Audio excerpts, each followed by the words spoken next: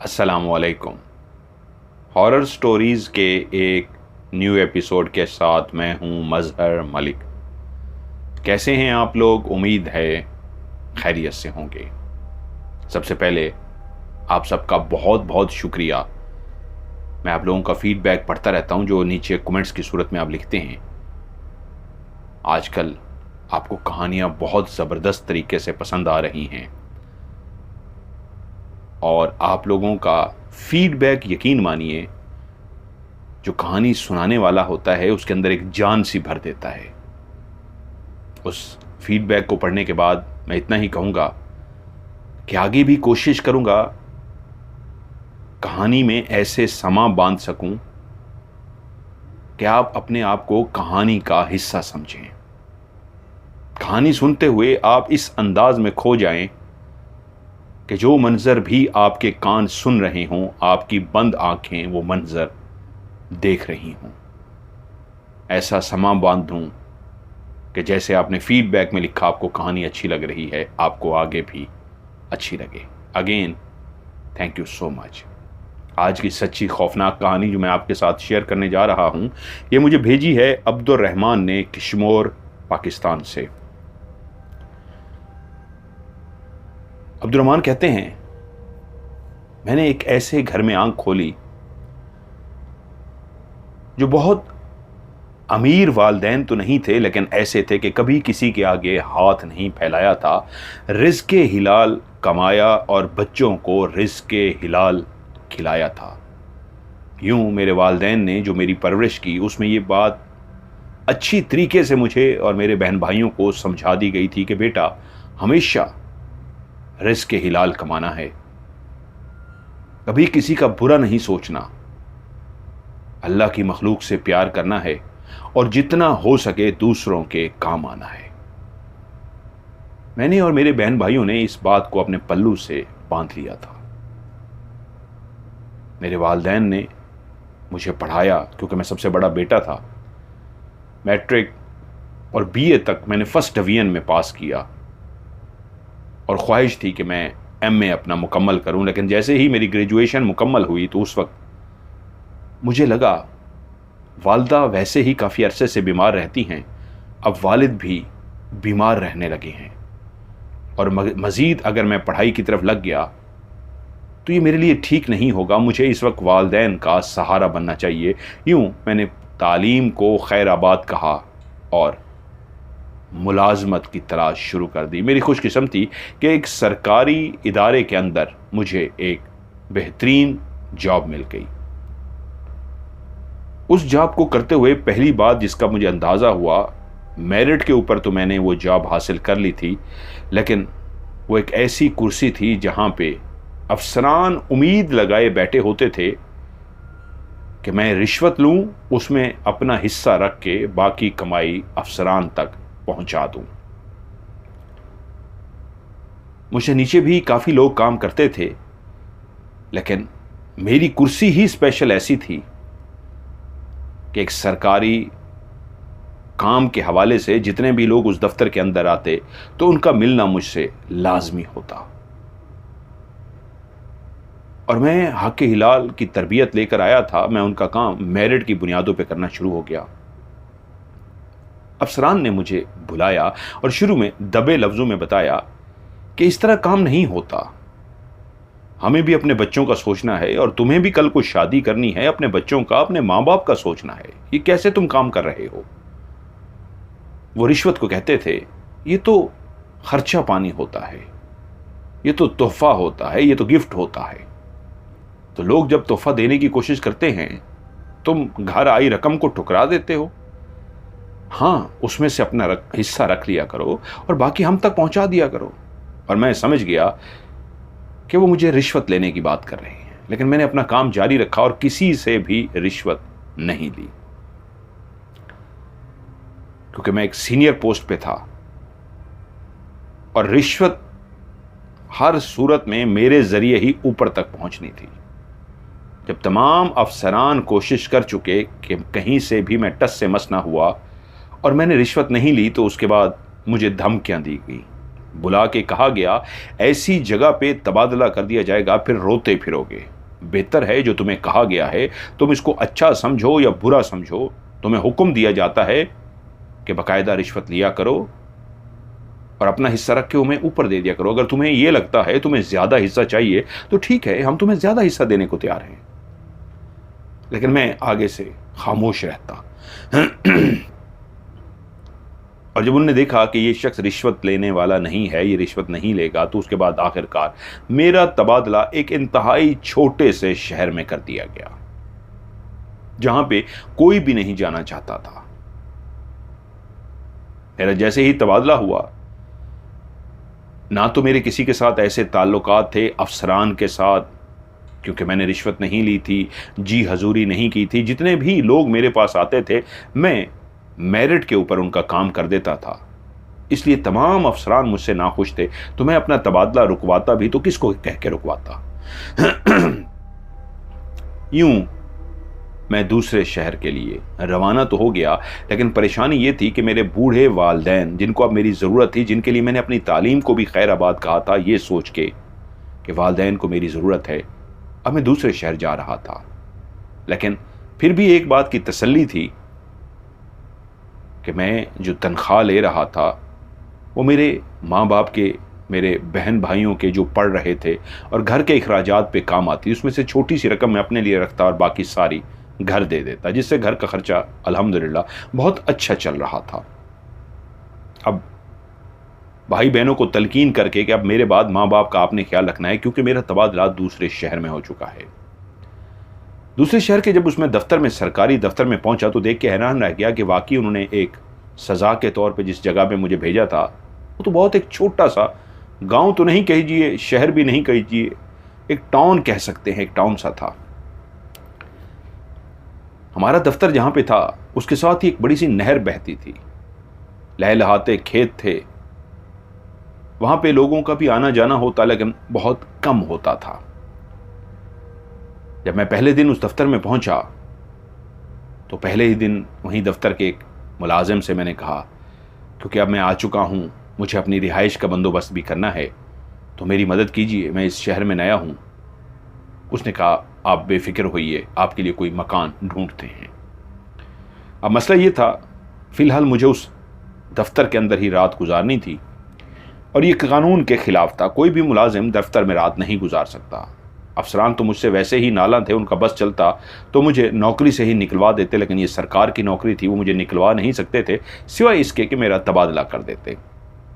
मैंने कुछ रातें दफ्तर में मजबूरी में गुजारी और घर ढूंढता रहा। उस छोटे से टाउन के अंदर मुझे पता लगा कोई किराए पे घर ज़्यादा खाली नहीं है, लोगों के अपने ही घर थे, वहाँ पे रहते, खेती बाड़ी करते थे। शहर की तरह कोई ऐसे घर नहीं थे कि कोई किराए पे देता। खुदा खुदा करके एक क्वार्टर हमें मिल गया जो बहुत ही पुराना और बंद था। अफसरान के, मेरे महकमे के जितने भी अफसरान थे, जब उनके तबादले होते तो उनको दूसरे शहर के अंदर बड़ी सी कोठी, बड़ी सी गाड़ी और तमाम सहूलियात भी दी जाती थी। लेकिन मैं जिस पोस्ट पे था और जिस छोटे से शहर के अंदर मुझे तबादला किया गया था, यहाँ पे कोई सरकारी क्वार्टर तक भी ना था, मुझे खुद से किराए का घर ढूंढना था। यूं एक पुराना क्वार्टर जब मैंने देखा, उसके दरवाजे को खोला गया तो पता लगा वो काफी अरसे से बंद पड़ा हुआ है। जैसे ही उस क्वार्टर के दरवाजे से आप दाखिल होते थे, दाखिल होते ही सीधे हाथ पे एक बैठक सी बनी हुई थी। आगे बढ़ते तो एक बड़ा सा सहन आ जाता। बैठक के साथ ही दो जुड़े हुए नहाने के लिए अलग गुसल खाना और दो वो बने हुए थे, जो वॉशरूम दोनों इस अंदाज में बनाए गए थे कि घर के लोग भी और कोई बैठक में है तो वो भी इस्तेमाल कर सके। उस सहन के बाद एक छोटा सा बरामदा था, उसके दरमियान में दो पिलर लगे हुए थे, आगे एक बरामदा था और उस बरामदे के आगे दो कमरे थे। बरामदे की एक साइड पे किचन बना हुआ था, ओपन किचन, कोई कमरा बना हुआ नहीं था, नीचे ज़मीन पे रखने के लिए चीज़ें और एक साइड पे खुली हुई खिड़की जिसकी कोई पट वगैरह नहीं थे, एक जगह यानी दीवार के अंदर बना दी गई थी जहाँ पे चीज़ें आप अपनी रख दें और नीचे आप खाने पकाने के लिए किचन के तौर पे इस्तेमाल करें। जब मैं इस छोटे से क्वार्टर के अंदर दाखिल हुआ तो इसके सहन के अंदर इतनी झाड़ियां उगी हुई थी, जो इस बात का सबूत थी कि कितने साल हो गए हैं, कितने महीने हो गए हैं, कोई नहीं जानता कि यहाँ पे इंसान ने बसेरा नहीं किया, जिसकी वजह से शदीद झाड़ियां उग गई हैं। मैंने अपने दोस्त को कहा, भाई यहाँ तो देख के लगता है जैसे बंदा ना बंदे के साथ कैसी झाड़ियां उगी हुई हैं, कहीं सांप ही ना छुपा हुआ हो। और जैसे ही हम बरामदे के अंदर दाखिल हुए तो अपने आगे उस जाले को, जो इतना बड़ा था, पूरे बरामदे को अपनी लपेट में ले चुका था, हाथों से हटाना पड़ा, तभी हम उसको हटाते हुए अंदर कमरे के दरवाजे तक पहुंचे। जैसे ही कमरे के दरवाजे को खोलना चाहा तो वो भी जाले से भरा हुआ था, और अंदर जब दरवाजा खोला गया तो पूरा कमरा शदीद मट्टी से, धूल से और जालों से भरा हुआ था। मेरे दोस्त ने कहा, भाई यही मिला है अल्लाह अल्लाह करके, अब आपकी मर्जी है, अब देखें, अगर आप कहते हो मैं और ढूंढता हूं। वैसे सच्ची बात यह है, और इस इलाके में मिलना भी मुश्किल है, यहां पे किराए पे कौन रहता है। मैंने कहा, यार कोई बात नहीं, मुझे अंदाज़ा हो चुका है, जितने दिनों से मैं आपके साथ जा रहा हूं, इधर उधर घूम रहा हूं, यहाँ पे किराए पे घर किसी के नहीं है, छोटा सा तो टाउन है, कोई बात नहीं, मैं इसमें गुजारा कर लूंगा। यूं मैंने उसकी अच्छी तरीके सफाई की, उसके फर्श की जितनी भी झाड़ियां थीं वो सारी साफ की, जाले साफ किए, दोनों कमरों की सफाई की। मुझे अच्छा खासा उसमें टाइम लग गया, और यूं उस घर को मैंने इस काबिल बना दिया कि मैं उसके अंदर रह सकूं। अगले दिन गया, चारपाई, कुछ बर्तन, एक चूल्हा चाय वगैरह बनाने के लिए, और ज़रूरत की इस तरह की सारी चीज़ें ले आया कि मैं वहाँ पे सो सकूं, बिस्तर वगैरह, चारपाई वगैरह। मैंने आज जब ऑफिस से छुट्टी की तो एक जो बैग में लाया हुआ था, ऑफिस के अंदर रखा हुआ था, वो मैंने बैग उठाया, जिस घर की मैं सफाई कर चुका था उस क्वार्टर के अंदर मैं दाखिल हुआ। दोनों कमरे में साफ़ कर चुका था, चारपाई बिस्तर पहले अंदर पड़ा था, उसके अंदर बिजली भी थी, पंखा भी था। मैंने अपना बैग और चीज़ें वहाँ पे सेट की, और वालिदैन ने नमाज़ पढ़ना तो सिखाया था, लेकिन मेरी नमाज़ों में बाकायदगी नहीं थी। अक्सर नमाज छूट भी जाती थी, और कभी कभी नमाज पढ़ भी लेता था। पता नहीं क्यों इस घर के अंदर दाखिल होते ही, जैसे ही मगरिब की अजान हुई, अंधेरा हर तरफ फैल गया। तो ये घर के अंदर कुछ ऐसी वहशत सी थी, इस घर का कुछ अंधेरा कुछ ज़्यादा ही भयानक था, या क्या था मुझे नहीं पता। मैं खुद ब खुद उस बाथरूम के अंदर गया, बाल्टी जो पानी की भरी हुई थी उससे मैंने वज़ू किया, और वज़ू करने के बाद मुसल्ला बिछाया और नमाज़ पढ़ी। मगरिब की मैंने नमाज़ पढ़ी, और फिर मैंने इशा की भी नमाज़ पढ़ी। अभी मार्च का महीना था, गर्मियां अभी स्टार्ट नहीं हुई थी, मौसम अच्छा था, तो इसलिए मैंने कमरे के अंदर सोने का प्रोग्राम बनाया। जब मैं ईशा के बाद अपनी चारपाई पे जाके लेटा तो उस घर के अंदर से एक अजीब सी, मुझे थोड़ी सी वहशत इसलिए भी महसूस हुई। मैं कोई डरपोक बंदा नहीं था, मैं डरने वालों में से नहीं था, लेकिन जिस जगह पे ये घर बना हुआ था ये एक ऐसी जगह थी कि उसके इर्द गिर्द कोई भी मकान नहीं था। इर्द गिर्द कोई हमसाया हो, किसी इंसान की, बच्चे की, बर्तन गिरने की, कि कोई भी आवाज़ आए तो एक ज़िंदगी का एहसास होता है। जब आप एक ऐसे क्वार्टर में रह रहे हो जो इर्द गिर्द तक, दूर दूर तक कोई आबादी ना हो, वीराना हो, इर्द गिर्द हरियाली भी नहीं थी। जिस क्वार्टर के अंदर मैं लेटा था, इसकी दोनों तरफ या उसकी बैक साइड पे जो ज़मीनें थी, ये बंजर ज़मीनें थी। हरियाली भी होती तो शायद एक एहसास होता, चलो खेती बाड़ी है, हरियाली है। बंजर ज़मीनें होने की वजह से एक अजीब सा एहसास था। खैर, मैं अपनी चारपाई पे लेटा सो गया। ये रात का कौन सा टाइम था कि मेरी आंख खुल गई। जैसी ही मेरी आंख खुली तो मुझे लगा कि मैंने ख्वाब देखा है, बहुत अजीबो गरीब सा ख्वाब। और पसीने वाला मौसम नहीं था, लेकिन मुझे ऐसा लगा मुझे पसीना आ रहा है। ये कैसा ख्वाब था, मैंने क्या देखा है? मैंने देखा है कि मेरे जिस्म के ऊपर एक बहुत बड़ा काला स्याह सांप है, वो आके मेरे पाँव वाली साइड पे बैठा है। वो इतना मोटा ताज़ा है कि मैं उसको देख के आंखें खोल के जाग गया हूँ। वो मेरी पाँव वाली साइड से चलता हुआ मेरे ऊपर आ रहा है और मैं लेटा हुआ हूँ, उठ नहीं रहा। और उस सांप ने आते ही मेरे सीने पे बैठा है और उसके बाद मेरी कमर के नीचे चला गया है और कमर के नीचे से घूमता हुआ ऊपर आ गया है और उसने पूरे मेरे वजूद को लपेटना शुरू कर दिया है, यहाँ तक कि वो इतना लंबा, इतना बड़ा है। मेरी टांगें, मेरा पेट, मेरा सीना उसने अपनी लपेट में ले लिया है और उसने मेरे सीने को, मेरे पेट को कसना शुरू कर दिया है। अब मेरा सांस बंद होना शुरू हो गया है और वो फन फैलाए मेरे मुंह के करीब बैठा है कि एकदम से मेरी आंख खुल गई। ये कैसा अजीब सा ख्वाब था। पता नहीं क्यों मेरे दिल को घबराहट सी हुई। इसको ख्वाब को देख के मैं अजीब सा हो गया था। मैंने टाइम देखा तो ये तहज्जुद का टाइम हुआ था। मुझे याद है कभी कभी ज़िंदगी में मैं तहज्जुद भी पढ़ लेता था। उस दिन शायद वो मकान, उस मकान की खामोशी, उस मकान की तन्हाई, उस मकान की वीरानी, उस मकान की एक दहशत ऐसी थी कि मुझे नहीं पता। मैं उठा और चलता हुआ बाथरूम गया। मैंने वुज़ू किया, वुज़ू करके आया। मैंने तहज्जुद की नमाज पढ़ी। तहज्जुद की नमाज पढ़ के अब मैं सोच रहा था क्या मैं बिस्तर पर लेट जाऊं, तो मेरे दिल ने कहा नहीं, तुम्हें कुरान की तिलावत करनी चाहिए। मैंने कुरान मजीद खोला और तिलावत करने के लिए बैठ गया। मैं कुरान मजीद की तिलावत करता रहा यहाँ तक कि फजर की नमाज पढ़ी, कुछ देर सोया और उसके बाद तैयार होकर मैं अपने ऑफिस पहुंच गया। सारा दिन ऑफिस के काम काज में मसरूफ रहा और जैसे ही ऑफिस से छुट्टी हुई, यहाँ पे ना कोई दोस्त था, ना कोई घूमने फिरने की जगह थी। छोटा सा इलाका था। वहाँ से मैंने खाना लिया, होटल से बैठ के खाना खाया।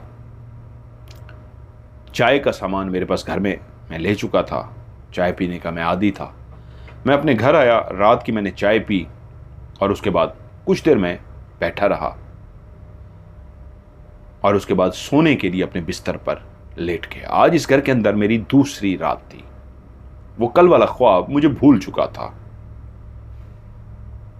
मैं अपनी चारपाई पर लेट गया। मेरे हाथ में हमेशा एक घड़ी होती थी, सुइयों वाली घड़ी। जिस तरह ये सुइयों वाली पट्टा जिसका प्लास्टिक का होता है, रबड़ का होता है, सुइयों वाली घड़ी होती है। हमेशा वो कहते हैं मैं बांधता था। जेब से मैंने पर्स निकाला और अपनी घड़ी भी तकिए के नीचे रखी और लेट गया। ये रात का कौन सा पहर था कि मेरी आंख फिर से खुल गई और जैसे मेरी आंख खुली तो एक अजीब सा एहसास इस कमरे के अंदर था, जैसे कोई एक परिंदा इस कमरे के अंदर मौजूद हो और फड़फड़ा रहा हो। जैसे कोई चिड़िया होती है, चूं चूं चूं चूं करती है और फड़फड़ाती है, ऐसे ही कमरे के अंदर चिड़िया मौजूद थी और चूं चूं चूं चूं कर रही थी, फड़फड़ा रही थी। क्या हुआ है रात को? क्या मैंने जब दरवाज़ा बंद किया है तो क्या चिड़िया अंदर फंस गई है और रात को बेचैन क्यों है? मैं उठा और मैंने लाइट जला दी। मैं गहरी नींद से जागा था, चिड़िया की चूं चूं की वजह से परेशान हो गया था। मैंने जीरो वाला बल्ब जलाया हुआ था और जैसे मैंने लाइट ऑन की तो एक चिड़िया को छत पे ऐसे फड़फड़ाते हुए, चूं चूं करते हुए देखा और मैं परेशान हो गया, क्या हुआ है चिड़िया को? अब मुझे जब कुछ भी समझ ना आया तो मैंने बाहर का दरवाज़ा खोल दिया और जैसे ही मैंने बाहर का दरवाज़ा खोला, चिड़िया तेज़ी के साथ बाहर चली गई और जैसे ही चिड़िया बाहर निकली है, बड़े बड़े परों वाले जैसे परिंदे उड़ते हैं, ऐसे कई परिंदों की उड़ने की आवाज़ आई जो मेरे बरामदे में शायद मौजूद थे, क्योंकि उस कमरे का दरवाज़ा खोल के मैं पीछे हट गया था ताकि चिड़िया अगर खौफजदा है तो बाहर निकल जाए। मैं जैसे ही दरवाजे से पीछे हुआ, चिड़िया बाहर की तरफ गई। जैसे ही दरवाजे से बाहर निकली तो उसी वक्त बड़े बड़े परों वाले परिंदों की ऐसे फड़फड़ाने की आवाज़ आई है जैसे वो उस चिड़िया के इंतज़ार में थे। जैसे ही वो चिड़िया निकली है, वो सारे एकदम से उड़े हुए हैं और उड़ते ही उनके परों की आवाज़ आई है और वो बाहर चले गए हैं। मैं एकदम से अजीब सा हुआ, ये क्या मंजर है? मैं भी तेजी से पीछे गया हूं। बाहर जाके देखा तो बाहर सिवाय घुप अंधेरे के कुछ भी नहीं था। मैंने जल्दी से बरामदे का बल्ब ऑन किया, सहन का बल्ब ऑन किया। सहन का बल्ब ऑन था, बरामदे का बल्ब ऑन किया। बरामदे में जो घुप अंधेरा पड़ा हुआ था, रोशनी होते ही सारा मंजर क्लियर हो गया, कुछ भी नहीं था। और सहन के अंदर तो वैसे ही लाइट जल रही थी, कुछ भी नहीं था। ये कैसे परिंदों की आवाज थी? मैं सहन तक चला गया। सहन में जाके इधर उधर देखा, कहीं पे कुछ भी नहीं था। अब मैं बिस्तर पे आके लेटा कि सो जाऊं, तो घड़ी को उठा के टाइम देखा तो थोड़ी ही देर बाद तहज्जुद होने वाली थी। मैं सो ना सका। थोड़ी देर के बाद उठा, वुजू किया और तहज्जुद की नमाज पढ़ने के बाद मैंने कुरान मजीद की तिलावत करनी शुरू कर दी। उसी तरह फिर मैं सुबह उठा और अपने काम पे चला गया। और तीसरी रात फिर से जब मैं इस कमरे के अंदर सोया था, तो आज रात को मेरी जो आवाज खुली वो एक जोरदार धमाका था जिससे आवाज खुली। मैं अपने बिस्तर पे गहरी नींद सो रहा था। मैंने कमरे का दरवाजा बंद किया हुआ था। मौसम अब बदलने लगा था। शायद मैं कुछ दिनों तक दरवाजा खोल देता या पंखा भी चला देता, लेकिन वो जो एक आवाज थी ऐसी थी जैसे किसी ने जोरदार छलांग मारी हो। और इतनी जोरदार छलांग थी जैसे वो इतना भारी भरकम हो, जैसे कोई अगर 100 किलो या 200 किलो वजन का कोई इंसान हो और वो छलांग मारे और उसकी छलांग से इतनी धमक पैदा हो कि जमीन जैसे हिल जाती है। तो ऐसी ही एक आवाज और ऐसा जोरदार धमाका था कि दज की आवाज आई तो मैं हिल सा गया और मेरी आंख खुल गई। और मुझे लगा शायद मैंने कोई ख्वाब देखा है या ख्वाब में ही कोई ऐसी आवाज को सुना है कि उसी लम्हे दोबारा से मेरे कानों ने आवाज को सुना। कोई छत से कूदा था और इतनी जोर से नीचे कूदा था कि उसकी धमक, उसकी कूदने की आवाज इतनी भारी भरकम थी कि मैं लरस गया। मैं कांप गया कि ये क्या है, कौन कूदा है छत से। मैं डरते डरते उठा। मैंने दरवाजा खोला। कमरे की रोशनी पहले ही जला चुका था और डरते डरते मैंने बरामदे का स्विच ऑन कर दिया। बरामदे में हर तरफ रोशनी फैल गई। कौन है, कौन है यहां पे? सिर्फ मेरी आवाज गूंजी थी और आगे खामोशी थी, कोई आवाज नहीं थी। अब सहन मुझे क्लियर नजर आ रहा था और बरामदे में भी कोई नहीं था। हिम्मत करके मैं साथ वाले कमरे में गया, वहां पे भी कोई नहीं था। मैंने सहन में, बरामदे में, हर जगह पे देख लिया, घर के अंदर कोई भी नहीं था। अगर कोई चोर भी था तो इतना वजनी कैसे था कि उसके छलांग मारने से ऐसी आवाज पैदा हुई थी कि घर हिल के रह गया था। और मेरे घर में था ही क्या जो कोई उठाने आता। मेरे अफसरान मुझसे नाला थे। रिश्वत ना लेने पे मेरे एक ऐसे शहर में तबादला कर चुके थे जिससे शायद उनका गुस्सा ठंडा ना हुआ हो, लेकिन वो किसी हद को जानी नुकसान तो नहीं पहुंचा सकते थे। मैंने इधर उधर काफ़ी देर ढूंढा लेकिन कुछ ना मिला, तो वापस मैं कमरे में आया और दरवाज़ा बंद किया और बैठ गया। अभी तहज्जुद में काफ़ी टाइम था। मैंने आंखें बंद की और लेट गया। जैसे ही तहज्जुद का टाइम हुआ मैं उठा, मैंने वुजू किया, तहज्जुद की नमाज पढ़ी, कुरान मजीद पढ़ने बैठ गया। जब उस दिन मैं सुबह अपने दफ्तर गया तो मैंने किसी से भी कोई बात नहीं की थी। कोई ऐसा जिगरी दोस्त या ऐसा हमराज भी नहीं था जिसको मैं कुछ बता सकता। मैं अपने काम से काम रखा। लेकिन उससे अगली रात मेरी आवाज जो खुली थी तो बाहर दरवाजे पे कोई दस्तक दे रहा था। मुझे लगा मैं ख्वाब देख रहा हूं, मैं गहरी नींद में हूं, लेकिन जब दस्तक बार बार हुई तो मेरी आंख खुल गई। कमरे के अंदर जीरो का बल्ब जल रहा था। मैंने अपनी आंखों को बार बार झपका। पलकों को झपकने के बाद एहसास हुआ मैं जाग चुका हूं, मैं नींद में नहीं हूं। दरवाजा कोई मुसलसल खटखटा रहा है। और वहीं से लेटे लेटे मैंने कहा, कौन है, कौन है बाहर? और दरवाजा खटखटाना बंद कर दिया गया। अब मैं बिस्तर पर लेटा हुआ हूं, खौफजदा भी हूं, लेकिन बाहर नहीं जाना चाहता। कोई बाहर खड़ा दरवाजा खटखटा रहा है। ये क्या माजरा है? अब मुझे नींद नहीं आ रही थी, मेरी मुसलसल आंखें खुली थी और दरवाजे की तरफ ही मैं देख रहा था कि थोड़ी देर के बाद फिर से दरवाज़ा खटखटाया गया। लेकिन खटखटाने का अंदाज ऐसा था कि बहुत ही आहिस्ता आहिस्ता तरीके से कोई दरवाज़ा नॉक कर रहा था।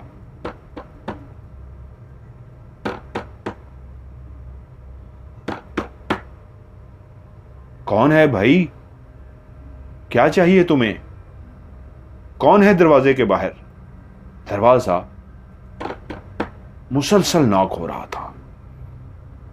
अब मेरे अंदर इतनी हिम्मत नहीं थी कि मैं उठता और उठ के दरवाजे को खोलता। मैं लेटा रहा। ना अब मुझे नींद आ रही थी और ना मेरे अंदर इतनी हिम्मत थी कि मैं दरवाजे को खोल सकूं। इर्द गिर्द वीराना था, सिर्फ एक झींगड़ की आवाज़ थी, कहीं कहीं पे मेंढक के भी बोलने की आवाज़ थी। हर तरफ घुप अंधेरा और उस घुप अंधेरे वीरानी के अंदर बना हुआ मेरा ये क्वार्टर, जिसके एक कमरा बिल्कुल बंद पड़ा था। एक कमरे की उस चारपाई पे मैं लेटा था और मेरा दरवाज़ा कोई खटखटा रहा था। यहां तक कि मैं उठकर बैठ गया और मैंने वहीं से बैठे बैठे कहा, क्या चाहिए तुम्हें? कौन हो तुम? मेरे पास तुम्हें देने के लिए कुछ भी नहीं है। लेकिन दरवाजा मुसलसल खटखटाया जाता रहा, यहां तक कि एकदम खामोशी छा गई। 5 मिनट गुजर गए, कोई दरवाजा खटखटाया नहीं गया। 10 मिनट गुजर गए, 15 मिनट गुजर गए, यहां तक कि जब आधा घंटा गुजर गया तो मैंने टाइम देखा, तहज्जुद का टाइम हो गया है। मैंने ऊंची आवाज में कहा, अल्लाह अकबर, अल्लाह अकबर, अल्लाह अकबर। अल्लाह अकबर का नारा लगाते हुए मैं अपने बिस्तर से उठा और मैंने दरवाज़ा खोलने से पहले कहा, जो भी है मुझे रास्ता दे दे।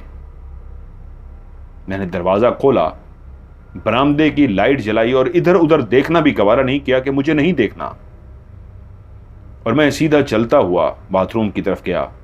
मैंने वज़ू किया, आकर नमाज पढ़ी तहज्जुद की, और कुरान मजीद खोल के जिस तरह रोज़ ऊंची आवाज़ में तिलावत करता था, मैंने ऊंची आवाज़ में तिलावत करनी शुरू कर दी। इर्द गिर्द के कोई घर भी नहीं थे और ऊंची आवाज़ में तिलावत करते ही मुझे एकदम से सुकून महसूस होता था। ऊंची आवाज़ में तिलावत करते करते सुबह हो गई, फजर की नमाज पढ़ी, मैं तैयार हुआ, अपने ऑफिस के लिए चला गया। आज ऑफिस से घर वापस आते ही एक बात का मुझे एहसास हो रहा था, कुछ तो इस घर में है नहीं, बहुत कुछ है इस घर में, लेकिन क्या करूं, मेरे पास तो कोई ऑप्शन भी नहीं है। लेकिन एक बात मेरे अंदर खुद ब खुद एक आवाज़ आई।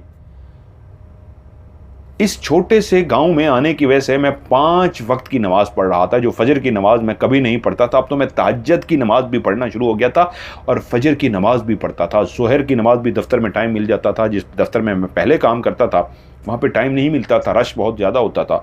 यहाँ पे बहुत कम रश होता था। मैं ज़ोहर की नमाज भी पढ़ता, मैं असर की नमाज भी पढ़ता, मैं मगरिब की नमाज भी पढ़ता, मैं इशा की नमाज भी पढ़ता।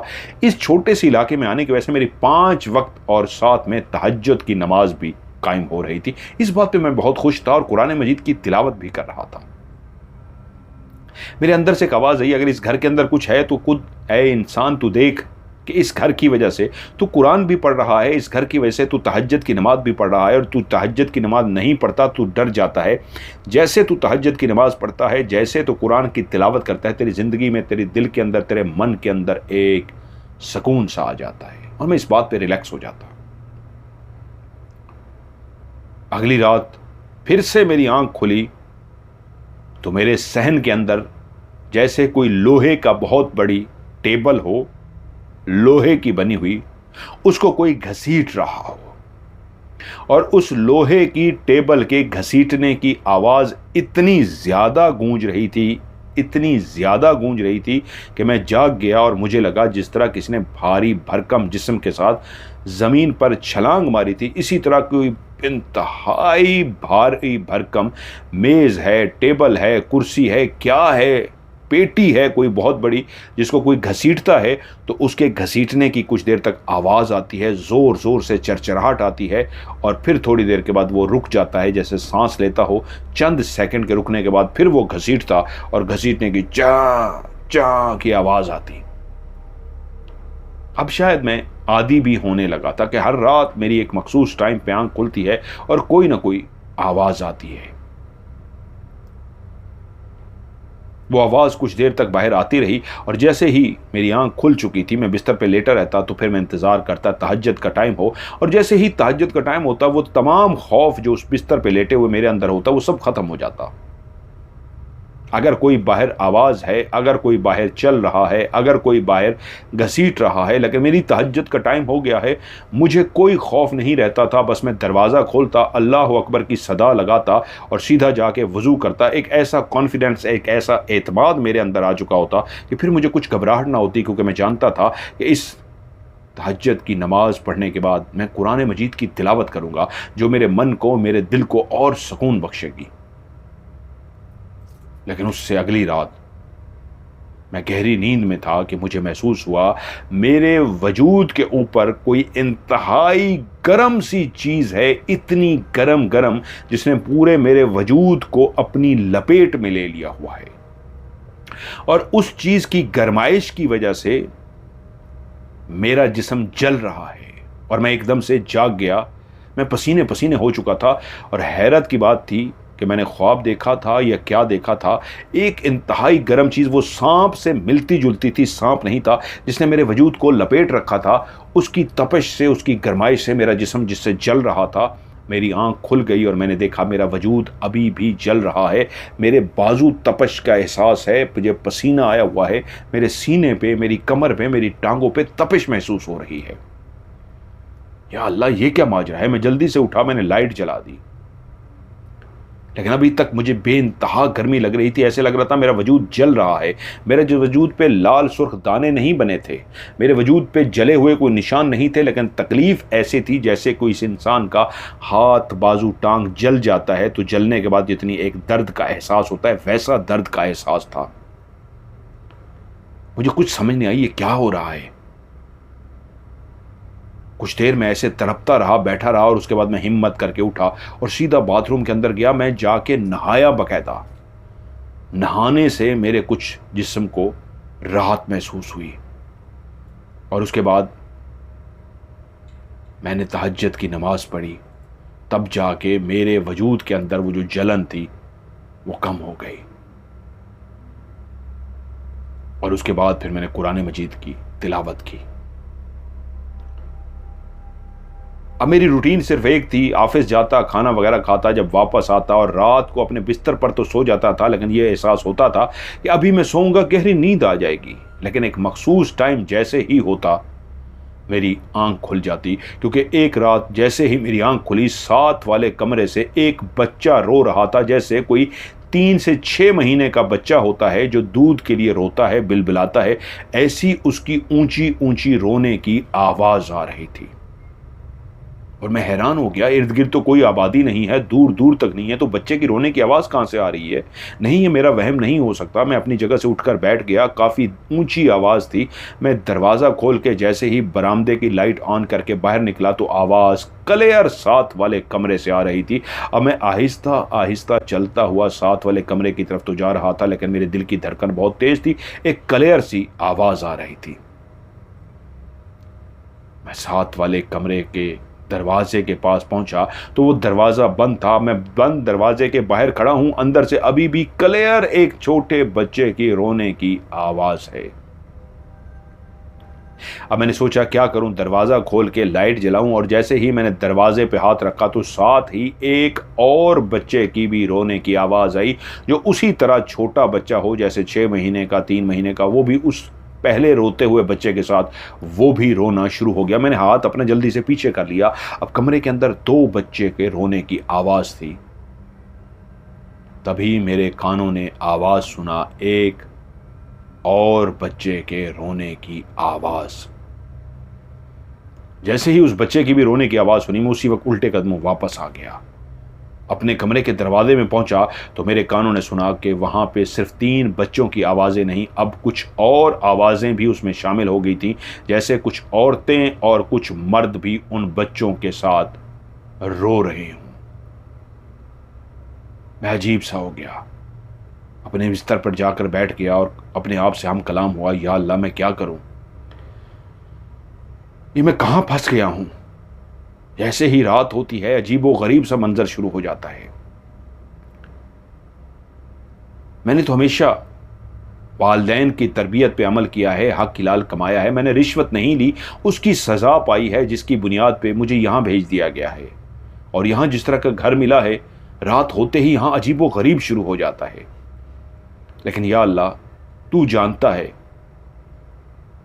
तू मुझे रात को नींद भी देता है तो सुकून की देता है, लेकिन जैसे ही एक मखसूस टाइम शुरू होता है तो फिर ये सारा तमाशा शुरू हो जाता है। शायद इसलिए मैंने उसी वक्त घड़ी उठाई, टाइम देखा तो पूरा तहज्जुद का टाइम हो चुका था।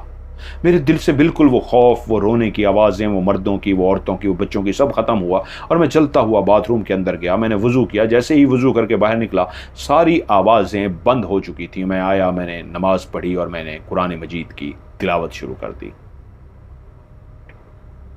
अब उसके बाद जो अगली रात थी, उस रात मैं अपने बिस्तर पर लेटा था और आज तहज्जुद की टाइम लेट हो गया था। आज मेरी आंख नहीं खुली थी जिस वक्त रोज़ मेरी आंख खुलती थी। आज शायद पहली दफ़ा ऐसा था कि मैं सोया रहा, गहरी नींद सोया कि मेरी आंख ना खुली तो एकदम से इतनी तेज़ मक्खियों की भनभनाहट आई कि जैसे पूरे कमरे के अंदर मक्खियाँ ही मक्खियाँ भर गई हों। और मक्खियों की एक मखसूस जो आवाज़ निकालती हैं भनभनाहट की, पूरे कमरे में ऐसी आवाज़ थी कि मैं एकदम हड़बड़ा के उठ बैठा, जैसे मुझे मक्खियाँ लड़ रही हों। शहद की मक्खियाँ नहीं, दूसरी मक्खियाँ, जो दूसरी आम सी मक्खी होती है, वो इतनी ज़्यादा थी और मुझे महसूस हुआ कि मेरे ऊपर मक्खियाँ ही मक्खियाँ हैं, कमरे में मक्खियाँ ही मक्खियाँ हैं। और उनकी भनभनाहट, उनकी आवाज़ को सुन के मैं डर सा गया, इतनी ज़्यादा मक्खियाँ कहाँ से आ गई हैं। मैं जल्दी से उठा, खौफजदा होकर मैंने लाइट जलाई और देखा कमरे में कोई भी मक्खी नहीं है। लेकिन उस वक्त तक आवाज़ें अभी भी आ रही थीं और आहिस्ता आहिस्ता आवाज़ें बंद हो गईं। मैंने उठ के जल्दी से टाइम देखा तो आज मैं लेट हो गया था। भागता हुआ गया, वज़ू किया, नमाज़ पढ़ी और तिलावत की। लेकिन अब रूटीन ये हो रही थी मेरी, रोज़ाना रात को जब भी मैं सोता तो सुकून की नींद था, खौफ भी नहीं होता था। मैंने इशा की नमाज़ पढ़ी होती थी और इशा की नमाज़ पढ़ने के बाद इस वीरान से घर में जिसके अंदर मैं दाखिल होता था, मगरिब की नमाज़ पढ़ता था, चाय बनाता था, चाय पीने के बाद मैं इशा की नमाज़ पढ़ता था और इशा की नमाज़ पढ़ने के बाद सहन की लाइट को जला कर रखता था। सहन की लाइट जलती रहती थी, बरामदे की लाइट को बंद कर देता, अपने कमरे के अंदर दाखिल होता, दरवाज़ा बंद करता, बड़ी लाइट को बंद करके ज़ीरो का बल्ब जलाता और मैं अपनी चारपाई पर सो जाता और मैं गहरी नींद सो जाता। मुझे डर भी ना होता कि क्या होगा क्या नहीं होगा। एक मखसूस टाइम होता तो कभी रोने की आवाज़, कभी हंसने की आवाज़, कभी घसीटने की आवाज़, कभी परिंदों के उड़ने की आवाज़, मक्खियों की आवाज़, कभी भनभनाहट, कभी कोई ऐसी आवाज़ें आती कि मैं जाग जाता। कुछ लम्हे अपने बिस्तर पर लेटा रहता, तहज्जुद का टाइम का इंतज़ार करता और जैसे ही तहज्जुद का टाइम हो जाता उठता, नमाज़ पढ़ता, तिलावत करता। अब इस घर के अंदर शायद मैं एडजस्ट हो गया था। इतना कुछ होने के बावजूद भी मैं लगा हुआ था। मुझे याद है जब पहले महीने की तनख्वाह मुझे मिली थी तो 2 दिन की छुट्टी लेके मैं घर पहुंचा था। तनख्वाह मैंने अम्मी के हाथ पे रखी थी, अपने खर्चे के लिए थोड़े से पैसे रख लिए थे। अब्बू की, अम्मी की जो दवाई लेनी थी वो दवाई लेके उनको दे थी। बहन भाई से मिला, सबसे मिला और मैं वापस आ गया था। अब इसी मकान के अंदर रहते हुए मेरे शब व रोज़ इसी तरह गुजर रहे थे। रोज़ाना रात को कभी जलजला आ जाता, कभी मेरी चारपाई को हिला दिया जाता, दरवाज़ा खटखटाया जाता, खिड़कियों को, दरवाज़ा बाहर जो लगी हुई थी कमरे के बाहर खिड़कियाँ, उन खिड़कियों को खटखटाया जाता। अजीबो गरीब चीज़ों की गिरने की आवाज़ें आती हैं। ऐसा लगता कि बेइंतहा चीज़ें हैं जो गिर के टूट रही हैं और सुबह उठ के देखता कुछ भी टूटा हुआ नहीं होता। कभी मेज़ को घसीटा जाता और फिर अक्सर ऐसा होता जब मौसम चेंज हुआ, मैं 6 महीने उस मकान मेरा पंखा चल रहा होता तो चलते चलते मेरा पंखा बंद हो जाता तो मैं देखता बिजली नहीं गई, बिजली जाती तो लाइट भी बंद हो जाती, मेरा पंखा बंद कर दिया जाता और मैं लेटे हुए कहता प्लीज़ गर्मी लग रही है, पंखा चला दें। और थोड़ी देर के बाद पंखा चल जाता। शरारतें इस हद तक भी होती कि मैं एक दफ़ा तनख्वाह मिली, बटवे के अंदर मेरी तनख्वाह थी जो मैं लेके आया था, छुट्टी लेके मैंने घर जाना था। रात को मैं सोया कि सुबह जाऊंगा, मैंने अपनी घड़ी और अपना बटवा तकिए के नीचे रख दिया, मेरी हमेशा की तरह जिस तरह आदत थी। सुबह उठा, नहा धो के तैयार हुआ और जैसे आके कपड़े बदल के तकिया उठाया तो नीचे ना ही मेरा बटवा था और ना ही मेरा घड़ी। मैं परेशान हो गया। मेरे पूरे महीने की कमाई थी, मेरी तनख्वाह थी, वही थी जिससे मेरे घर का खर्चा चलना था, माँ की बाप की दवाई आनी थी और मेरा भी खर्चा चलना था। मैं बेइंतहा परेशान हो गया कि ये क्या है। अब सुबह हो चुकी थी, मैं परेशानी की हालत में इधर उधर देखता फिर रहा हूँ। कभी किसी चीज़ को हटा के देखता हूँ, कभी किसी चीज़ को हटा के देखता हूँ। पूरा कमरा छान मारा, पूरा बिस्तर छान मारा, तकिया देख मारा, कहीं पे भी वो नहीं था। साथ वाले कमरे में भी गया, वहाँ पे भी कुछ ना मिला। परेशान हो गया, ढूंढते ढूंढते क्या करूं। काफ़ी देर इस तरह बैठा रहा, लेट हो रहा था, मैंने जाना था, घर रवाना होना था, आज मेरी छुट्टी थी। तो मुझे वॉशरूम जाना पड़ा। जब मैं वॉशरूम गया तो देखा मेरी दोनों चीज़ें वहाँ रखी हुई हैं। मैंने पर्स और घड़ी को उठाया, जल्दी से लेकर कमरे में आया, पर्स को खोल के देखा तो उसके अंदर पूरे के पूरे पैसे मौजूद थे, उसमें कुछ भी गायब नहीं हुआ था। और अंदर तो अभी आया कोई नहीं था, क्योंकि मैं जब अपने घर में दाखिल होता था तो बाहर वाले दरवाजे को बंद करके आता था। तो मेरे घर में तो कोई दाखिल नहीं हुआ था। तो अगर कोई चोर आता तो वो वापस बाथरूम में रख के क्यों जाता। मैं मुस्कुराया, मैंने चीज़ें रखी और चला गया अपने घर। अब मुझे अंदाज़ा हुआ यहाँ पे रहते हुए 6 महीने हो चुके हैं, मैं इन चीज़ों का आदी हो चुका हूँ। मुझे नुकसान तो कोई नहीं पहुंचाया, मुझे कोई मसला तो नहीं हुआ। मेरे पास काफ़ी टाइम होता है इस छोटे से शहर में जहाँ सज़ा के तौर पे मुझे भेजा गया है, वहाँ पे मैं जल्दी फारिग हो जाता हूँ। अब तो मेरे पास इतना टाइम है कि मैं अगर अपनी एमए के पेपरों की तैयारी करूँ और मैं अपने एमए मुकम्मल कर लूँ तो इस जॉब की बजाय एक अफसर की जॉब कर सकता हूँ। ये एक छोटी जॉब थी और अगर मेरा एमए मुकम्मल हो जाता तो एक सरकारी दफ्तर में बड़ी पोस्ट की मुझे जॉब मिल सकती थी, क्योंकि इस वक्त तो मैं एक सीनियर क्लर्क था। जिस जगह से मुझे भेजा गया था वहां पे कई छोटे छोटे क्लर्क थे, लेकिन जो सीनियर क्लर्क होता रिश्वत उसी के पास ही जाती थी। कोई भी किसी क्लर्क के पास जाता तो वो उसको कहते थे आप हमारे सीनियर क्लर्क से मिल लें। तो इसका मकसद क्या होता था, जो भी पैसा जो भी रिश्वत देनी है सीनियर क्लर्क को दे। जब वो मेरे पास आते तो मैं बगैर रिश्वत लिए उनका काम कर देता था। अफसरान इसी बात पे तो नाला थे कि पोस्ट जो है सीनियर क्लर्क की है जिसने रिश्वत लेनी है, छोटे रिश्वत नहीं ले सकते थे। उन्होंने अपना सिस्टम ही इस तरह का बना रखा था और मैं सीनियर क्लर्क था लेकिन रिश्वत नहीं लेता था। एमए मैंने किया होता तो आज मैं भी बड़ा अफसर होता। यूं मुझे पता लगा कि मैं अपना एमए मुकम्मल कर सकता हूं। मैं अपनी किताबें ले आया और मैंने एमए की तैयारी करनी शुरू कर दी। उसी दिन भाई का फोन आया कि अम्मी की तबीयत बहुत खराब है, आप जल्दी से घर पहुंचिए। मैंने ऑफिस से छुट्टी ली, दरख्वास्त दी, अपनी वालदा की तबीयत का बताया। मेरे जो वहाँ पे सीनियर अफसर थे उन्होंने फौरी तौर पे मेरी दरख्वास्त को कबूल कर लिया। वो मुझे जानते थे कि सज़ा के तौर पे मुझे भेजा गया है, वो मेरी बहुत इज्जत करते थे। मैं जल्दी से अपने घर आया, अपना सामान वगैरह उठाया और जैसे ही मैं कमरे से निकलने लगा तो उसी वक्त मैंने देखा बेइंतहा कबूतर हैं जो मेरे कमरे के उस बिस्तर पे और चारपाई पे बैठे हुए हैं। जैसे ही मैं दाखिल हुआ घर के अंदर मैंने देखा मेरे बिस्तर के ऊपर काफ़ी कबूतर बैठे हुए हैं। मैं हैरान हुआ कि मैंने तो कमरा बंद करके गया था, तो जैसे ही मैंने दरवाज़ा खोला है तो इतने ज़्यादा कबूतर कहाँ से बैठे हुए हैं मेरे बिस्तर पे। अब मैं खड़ा हुआ हूँ ये सोच के कि क्या करूँ, इनको उड़ाऊँ या क्या करूँ। मुझे कुछ समझ ना आई, मैं पीछे हट गया क्योंकि ये शाम होने वाली थी, अभी शाम हुई नहीं थी। बाहर सूरज मौजूद था, धूप मौजूद थी, दिन का टाइम था और दिन के टाइम पे कबूतर बैठे हुए हैं। मैं पीछे हट गया दरवाजे से और मैंने देखा कबूतर सारे उड़ते हुए बाहर चले गए हैं।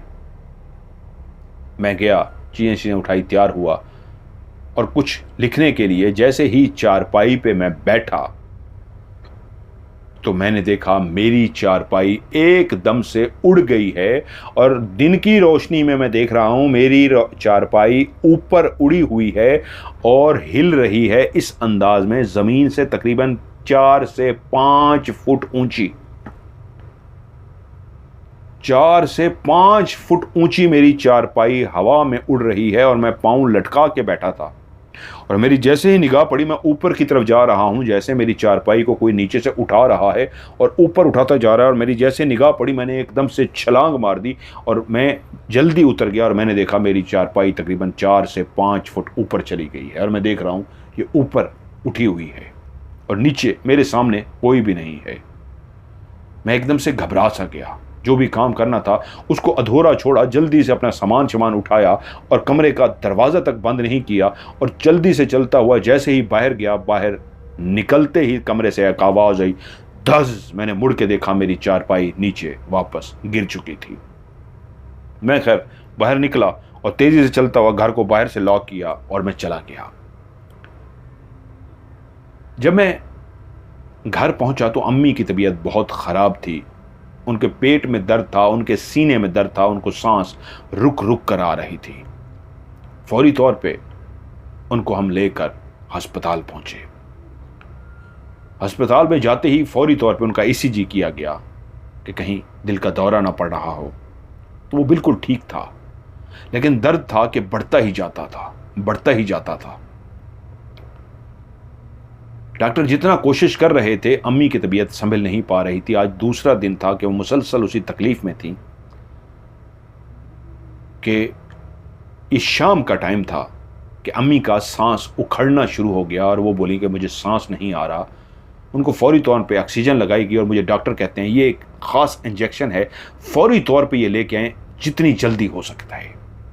इनकी तबीयत बहुत ख़राब हो रही है। वो इस हद तक ख़राब हो गई थी कि हम डर गए थे। अब सांस उखड़ के आ रहा था, खुदा ना करे वालदा इस दुनिया से जा सकती थी। मैं भागता हुआ बाहर एक मेडिकल स्टोर पे पहुंचा। मैं मेडिकल स्टोर पे गया और उस बंदे से कहा मुझे ये इंजेक्शन चाहिए। उसने देखा, उसने कहा हाँ ये इंजेक्शन मेरे पास तो नहीं है, लेकिन ये दूसरे बड़े मेडिकल स्टोर से मिलेगा, आप रुकें, लड़का वहीं से आ रहा है, मैं मंगवा देता हूँ आपको, इधर और कहीं से नहीं मिलेगा। उसने उसी वक्त रिसीवर उठाया, लड़के को कहा यार वो फलाम वाला जो इंजेक्शन है लेते, उससे बात करने लगा। और मैं इतनी देर में खड़ा था कि एक औरत मेरे करीब आई, उसका बच्चा उसकी गोद में था, उसका बच्चा रो रहा था और वो मुझसे बोली भाई अल्लाह आपका भला करे, मेरा बच्चा शदीद बीमार है, डॉक्टरों ने ये दवाइयाँ लिख कर दी हैं और मेरे पास पैसे नहीं हैं, मेरी मदद कीजिए, मुझे दवाइयाँ लेकर दे दीजिए। मैंने उस औरत से कागज़ का पर्चा लिया। वो इतनी देर में फ़ोन पे बात कर चुका था। बोला भाई लड़का आ रहा है, अभी 15 मिनट तक आ जाता है। मैंने वो कागज़ उसके सामने कर दिया। मैंने कहा भाई इस बहन को ये दवाइयाँ चाहिए, आपको मैं पैसे दे देता हूँ, जितने की भी दवाइयाँ हैं इनको आप दवाइयाँ दे दीजिए। उसने वो सारी दवाइयाँ निकाली और उस खातून को पकड़ा दी, ये ले बहन, एक अच्छा सा बिल भी बना दिया जो काफ़ी एक बड़ी रकम थी। मेरा इंजेक्शन जब आया तो वो इंजेक्शन था तो बहुत ख़ास, लेकिन बहुत ही सस्ता सा था। लेकिन उस औरत की जो दवाइयाँ बनी थी वो काफ़ी बड़ी थी, लेकिन मुझे उसको मदद करना था। जितनी वो परेशान थी अपने बेटे की वजह से, वो दवाएँ लेके चली गई। मैंने उसका पैसा अदा किया, औरत का भी और अपने इंजेक्शन का भी अदा किया।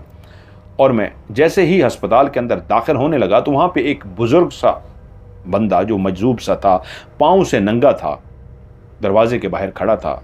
मुझे देख के उसने इशारा किया, ना चाहते हुए भी मुझे जल्दी थी, मैं उसके पास गया और मुझे कहता है जो माँ के लिए इंजेक्शन लेके जा रहे हो बेटा, मुझे वो दे दो।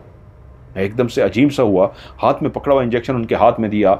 उस इंजेक्शन को लेकर कुछ पढ़ते रहे, उस पर फूंक मारी और बोला तुमने उस औरत की मदद की, बहुत अच्छा किया, तुम अल्लाह वाले हो, तुम नेक हो, अल्लाह तुम पे मेहरबान हो, जाओ फौरी तौर पे माँ को इंजेक्शन लगाओ, वो ठीक हो जाएगी।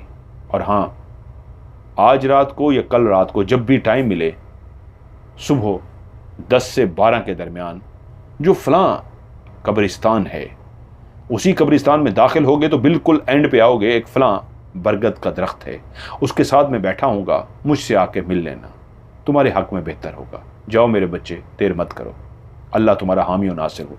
मैंने इंजेक्शन लिया और सीधा अंदर पहुंचा, डॉक्टर को इंजेक्शन दिया। जैसे ही वालदा को इंजेक्शन लगाया गया, वालदा की तबीयत संभलना शुरू हो गई, यहाँ तक कि थोड़ी ही देर के बाद, 2 घंटे के बाद वो बिल्कुल ठीक हो चुकी थी। डॉक्टरों ने कहा अब ये बिल्कुल ठीक हैं। मज़ीद कुछ घंटे वालदा रहीं और उसके बाद वो उठ के बैठ गई और बिल्कुल नॉर्मल हो गई। डॉक्टर कहते हैं अल्हम्दुलिल्लाह ये ठीक हो चुकी हैं, अब जब चाहें इनको लेकर जा सकते हैं। वालदा को हमने लिया, घर पहुंच गए। अब वालदा बिल्कुल ठीक थी। जितनी उनकी तबीयत शदीद ख़राब थी, वो एक इंजेक्शन लगते ही जिस तरह ठीक हो गई थी, एक मौजज़ा ही था। वरना डॉक्टर भी परेशान हो गए थे, जिस तरह उनकी सांस उखड़ना शुरू हो गई थी। वालदा रात को सुकून की नींद सोई, घर वाले सारे रिलैक्स थे, मैं भी सोया, लेकिन वो मुझे बुजुर्ग याद आए। वो एक मजजूब से थे। उनको कैसे पता लगा था कि मैंने उस औरत की मदद की है, उसको दवाइयाँ लेके दी हैं, और कैसे जानते थे कि मैं माँ के लिए इंजेक्शन लेके जा रहा हूँ। मैं समझ गया कि कोई अल्लाह वाले हैं। अगले ही दिन मैं उठा और सीधा कब्रिस्तान पहुंच गया। उसी तरह जानता था उस कब्रिस्तान को। चलते चलते चलते जहाँ कब्रिस्तान तकरीबन ख़त्म होने वाला था, दरख्तों का झुंड था, हर तरफ दरख्त ही दरख्त है, लेकिन बिल्कुल बैक साइड पे जहाँ पे उन्होंने बरगद का दरख्त कहा था, वहाँ पे वो चौकड़ी मारे दरख्त के साथ टेक लगाए आंखें बंद करके बैठे थे। मैं जैसे ही करीब गया, खामोशी से खड़ा हुआ और मैंने कहा, अस्सलामु अलैकुम। उन्होंने आंखें खोल दी और कहा, वालेकुम अस्सलाम, बेटा बैठ जाओ। मैं बैठ गया। वो मुझसे बोले, बेटा मैंने कल देख लिया था, तुम्हारा माथा पढ़ लिया था। जिस घर में तुम रह रहे हो, वहां की उस नारी मखलूक ने तुम्हें बहुत तंग किया है, तुम्हें बहुत परेशान किया है। वो नारी मखलूक अकेली रहने की आदी है। वो घर काफ़ी अरसे से बंद पड़ा हुआ था और वहाँ पे वो मखलूक वहाँ पे रह रही थी। लेकिन जब तुमने वहाँ पे जाके बसेरा किया तो उनको शदीद बुरा लगा तुम्हारा वहाँ पे आकर रहना, क्योंकि तुम उस घर में उठते बैठते खाते पीते थे और पहले वो उस घर में दनदनाते फिरते थे, कोई उनको रोकने टोकने वाला नहीं था। लेकिन तुम्हारे आने से जहाँ उनको बुरा लगा तो वहीं पे तुम्हारी नमाज ने, तुम्हारी इबादत ने, तुम्हारे कुरान मजीद की तिलावत ने तुम्हें फ़ायदा पहुँचाया। वो नारी मखलूक कलमा गो है, मुसलमान है। अगर दूसरे मज़हब से होते तो तुम्हें शदीद नुकसान पहुंचा चुके होते। कलमा गो होने की वजह से जब उन्होंने देखा तुम्हारी नमाजें, तुम्हारी तिलावत करना, तो वो तुम्हारे साथ बैठकर तिलावत करते थे और नमाज से पहले तुम्हें परेशान इसलिए करते थे कि शरारत करना उनकी फितरत है। उनके बच्चों की फितरत में शरारत करना है। जिनात शरारती होते हैं, जो बुज़ुर्ग नेक जिनात होते हैं, बूढ़े जिनात होते हैं, वो शरारत नहीं करते। जहाँ ख़ानदान आबाद हो तो उनके बच्चों की फितरत में शरारत होती है, इसलिए वो शरारतें करते रहे, तुम्हें डराते रहे। लेकिन जैसे ही तहज्जुद का टाइम होता था तुम्हें जगा दिया जाता था। तुम घबराए हो, तुम परेशान हुए हो, लेकिन तुम्हें घबराना नहीं है। बस तुम्हें एक छोटा सा काम करना है। मैं उसमें उसी वक्त बोल पड़ा, आप अल्लाह वाले हैं, आप तो सब कुछ देख लेते हैं। मेरा उस शहर में तबादला कर दिया गया है, मेरे माँ बाप बीमार हैं, बूढ़े हैं, और मैं चाहता हूँ उनके पास यहाँ पे रहूँ। मेरा कोई, आप जानते हैं सारा कुछ, कोई नहीं जिसको कह के वापस अपना ट्रांसफ़र करा सकूँ, तबादला करा सकूँ। मेरा तबादला करा दीजिए। वो कुछ देर मुझे देखते रहे और मुस्कुरा कर बोले, हर चीज़ का एक वक्त होता है। तुम किसी मकसद के तहत वहाँ पे हो और अल्लाह बेहतर जानता है। सब कुछ ऐसा होगा कि तुम बहुत खुश हो जाओगे। अभी जैसा हो रहा है वैसा होने दो। सिर्फ एक काम करना कि जैसे ही दूसरा कमरा है उसको साफ सुथरा करके वहाँ पे मुसल्ला बिछा के रात को बैठ के दरूद शरीफ पढ़ना, और उसके बाद ये जो मैं अमल बता रहा हूँ ये पढ़ते रहना। आंखें बंद रखना, आंखें मत खोलना। वहाँ पे जो आए उनको सलाम दुआ करना, उनसे बातें करना, और वहाँ के वो जो अब रह रहे हैं उनसे हम कलाम होते रहना, आंखें मत खोलना।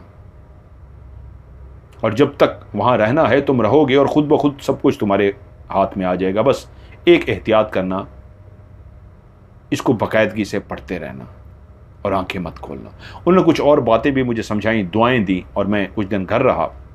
मैं रवाना हो गया।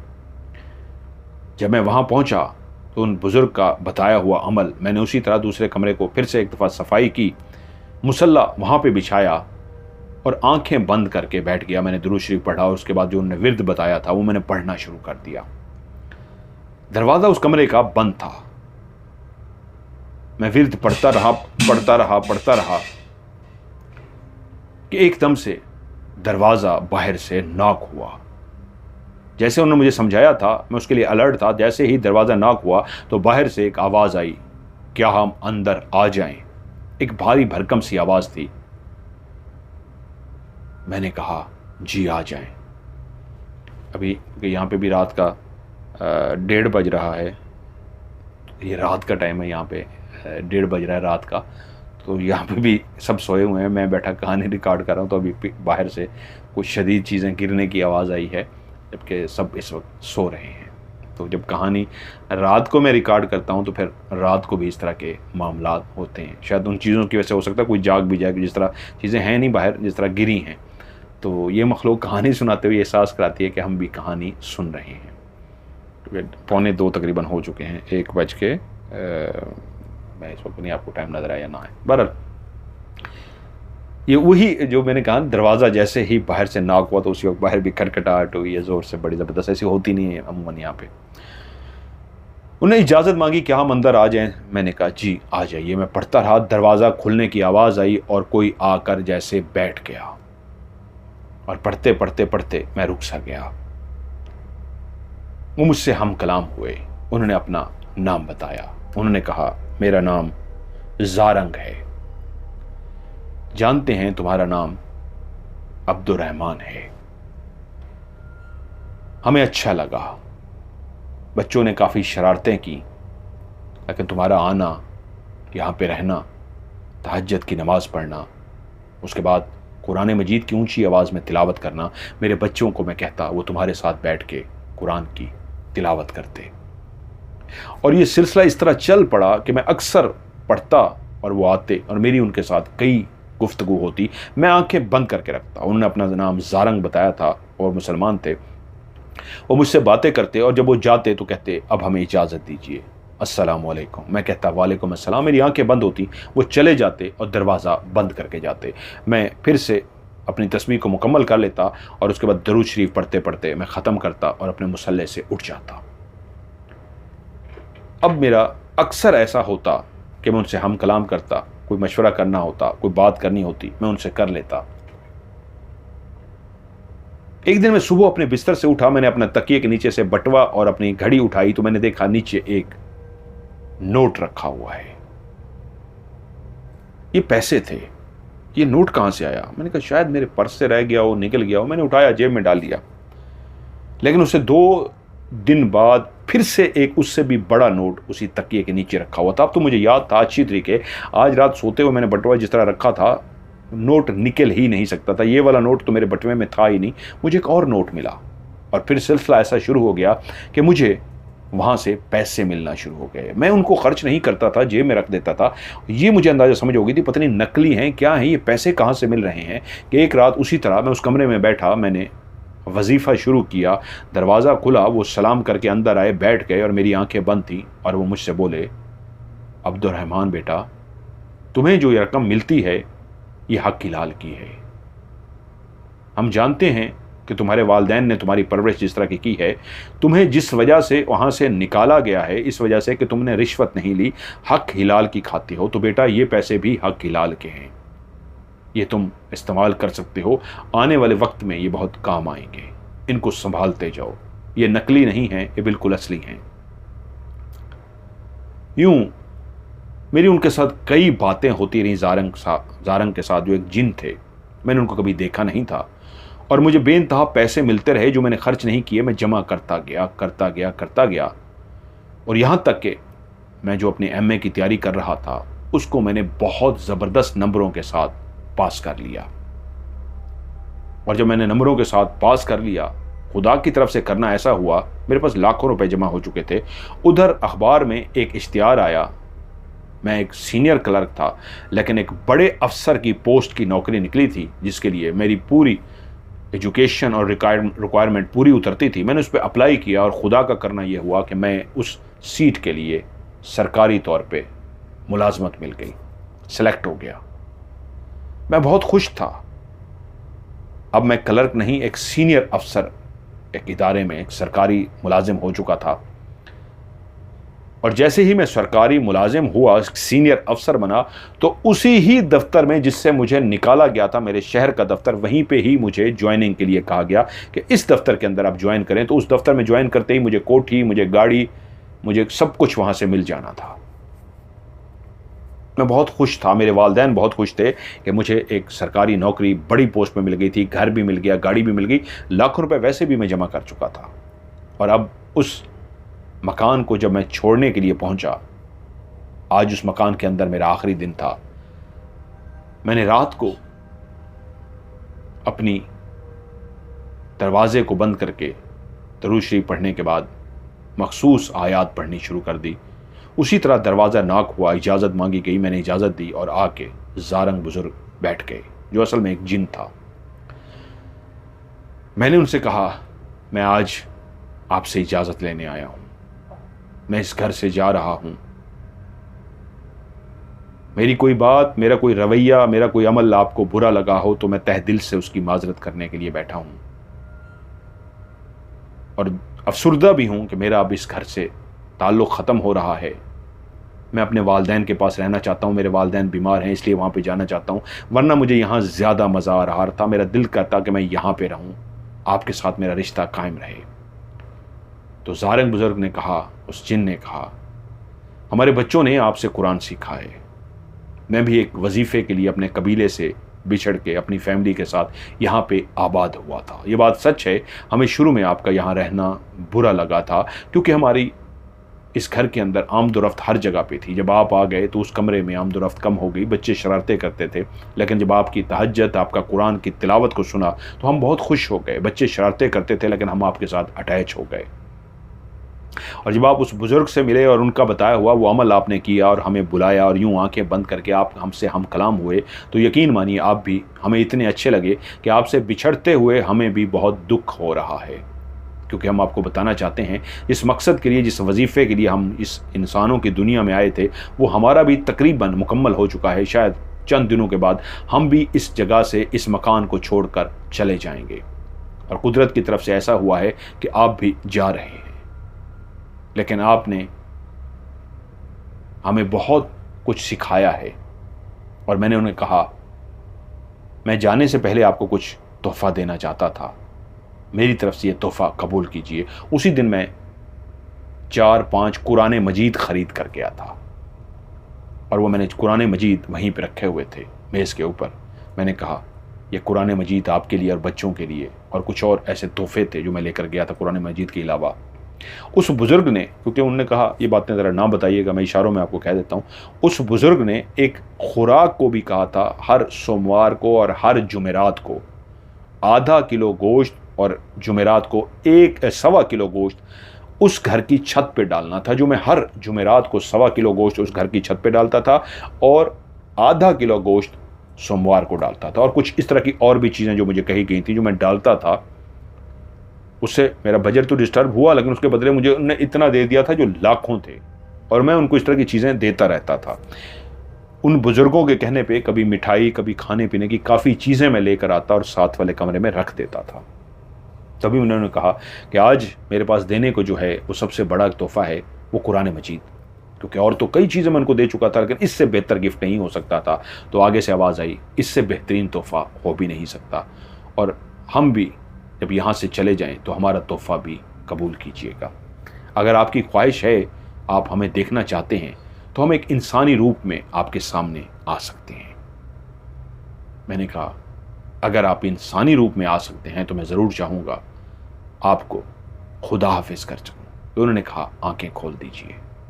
मैंने आंखें खोली तो मेरे सामने बिल्कुल एक बुज़ुर्ग बैठे थे। उनकी ये जो भवें होती हैं बहुत बड़ी बड़ी थीं, पलकें बहुत बड़ी बड़ी थीं, सफ़ेद बनी थीं, दाढ़ी बहुत प्यारी और लंबी सी थी, एक पगड़ी सी उनने सफ़ेद कलर की पहनी हुई थी, सफ़ेद बड़ा सा लंबा घुटनों से भी नीचे तक एक कमीज़ पहना हुआ था। इंतहाई सुर्ख व सफ़ेद उनका चेहरा था और वो सामने बैठे थे। उनको देख के मैं खड़ा हुआ, वो भी खड़े हो गए और उन्होंने मुझे गले लगाया। मैं बाकायदा उनसे गले मिला। उनके वजूद के अंदर से एक तपिश थी, जैसे गर्म वजूद होता है, लेकिन मैंने फिर भी उनको गले लगाया। उनके जिस्म से खुशबू सी आ रही थी, क्योंकि उस कमरे के अंदर मैं अगरबत्ती जला के रखता था, इतर लेकर जाता था उनकी खुराक के तौर पे, जो जिन्नात की होती हैं ऐसी काफ़ी चीज़ें मैं उनको देता था, इतर भी ले जाता था और अगरबत्ती जलाता था। तो जो मैंने इतर उनको दिया था वही इतर की खुशबू उनके जिस्म से आ रही थी। उन्होंने वो इतर लगाया हुआ था। उसी लम्हे मैंने जेब से एक बड़ी इतर की शीशी निकाली। उन्होंने उस शीशी का ढक्कन खोला और मुंह से टच भी नहीं किया, सिर्फ होंठों के करीब लेके गए और शीशी मेरी आंखों के सामने खाली हो गई। वो चूस गए थे उसको, और उन्होंने अपने हाथ के अंदर एक अंगूठी जो चांदी की बनी हुई थी, वो बंद की हुई थी मुट्ठी के अंदर, वो ऐसे हाथ खोला और कहा, ये हमारी तरफ से तोहफ़ा कबूल कीजिए। जब कभी आपको हमारी याद आएगी, ये अंगूठी अपने हाथ में रखिएगा, आपसे ज़रूर मुलाकात होगी। उसके बाद हमने एक दूसरे को खुदाफिज किया और वो मेरी आंखों के सामने ही कमरे से बाहर चले गए। मैं कुछ देर वहीं पे खड़ा रहा। मैंने अपने वजीफ़े को ख़त्म किया, अपना सामान वगैरह पैक किया और मैं अपने शहर चला गया। वो अंगूठी आज भी मेरे पास है। आज बहुत लंबी उम्र गुजार चुका, रिटायर हो चुका हूँ, उस सरकारी नौकरी में रिश्वत कभी नहीं खाई, जो ईमानदारी से काम कर सकता था वो करता रहा और उन बुज़ुर्गों से मेरी मुलाकात होती रही। आज वो अंगूठी मेरे पास उसी तरह मौजूद है। इस कहानी को आपके साथ इसलिए शेयर किया है, इसलिए नहीं कि मेरी किसी जिन्नात के साथ दोस्ती हुई, उनकी अंगूठी मेरे पास मौजूद है, इसलिए शेयर किया है कि कुछ लोग, मैं सुनता होता हूँ, उन्होंने मुझे कैदर कहा है, मैं सुनता होता हूँ आप से बहुत सारे लोग पूछते हैं कि सूरह मुज़म्मल का वजीफ़ा, जिन्नात से दोस्ती का वजीफ़ा, जिन्नात से दोस्ती कैसे कर सकते हैं। तो उन सबको मेरी तरफ से पैगाम दे दीजिएगा, अगर आप हक़ पे हैं, आप सच पे हैं, आप ईमानदार हैं, आप नेक हैं, आप इबादत गुजार हैं, अल्लाह का विर्द करते हैं, तो यकीन मानिए किसी चिल्ले की, किसी वजीफ़े की आपको ज़रूरत नहीं है। ये अल्लाह की मखलूक खुद ब खुद आपकी दोस्त बन जाती है। आपका एक अमल खुद ब खुद जिन्नात को आपकी तरफ खींच लेता है। मेरा रिश्वत ना लेना, ईमानदार होना और इबादत गुजार होना जिन्नात को अपनी तरफ ले गया, और इस इबादत की वजह से, इस रिश्वत ना लेने की वजह से जिन्नात मेरे दोस्त बने। उन सब लोगों को पैगाम दे दीजिएगा, अगर आपकी ख्वाहिश है कि जिन्नात आपके भी दोस्त बने तो अपने आप को हक और सच पे रखिए, अल्लाह की मखलूक से प्यार कीजिए, गुनाहों से परहेज़ कीजिए, इबादत कीजिए। यकीन मानिए ये जिन्नात खुद ब खुद आपके दोस्त बन जाएंगे।